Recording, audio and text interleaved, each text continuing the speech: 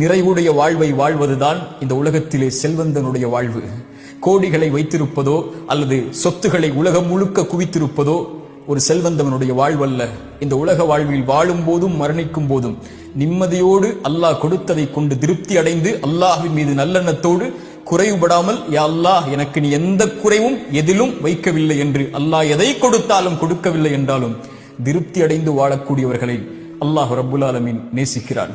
மனிதா, இந்த உலக வாழ்வில் நீ எதை தேடினாலும் ஒரு நாள் உன்னை விட்டு அது பிரிந்துவிடும். நீ யாரை நேசித்தாலும் அவர்களும் உன்னை விட்டு பிரிந்து விடுவார்கள். அவர்கள் உன்னை மறந்து விடுவார்கள் விரைவில். போன தலைமுறையுடைய செல்வந்தவர்கள் யார் என்று நமக்கு தெரியுமா? இந்த தலைமுறையில் நமக்கு தெரியும். போன தலைமுறையில் யார் செல்வந்தவர்கள்? அவர்கள் பேர் என்ன? எங்கு வாழ்ந்தார்கள்? என்ன அடையாளம் இருக்கிறது? உலகம் மறந்து விட்டது. ஆனால் யாரை உலகம் நினைவு கூறும் தெரியுமா? படைத்த இறைவனுக்கு நன்றியோடு வாழ்ந்து அல்லாஹ் கொடுத்ததை கொண்டு திருப்தி அடைந்து அல்லாஹ் கொடுத்ததிலிருந்து உலகம்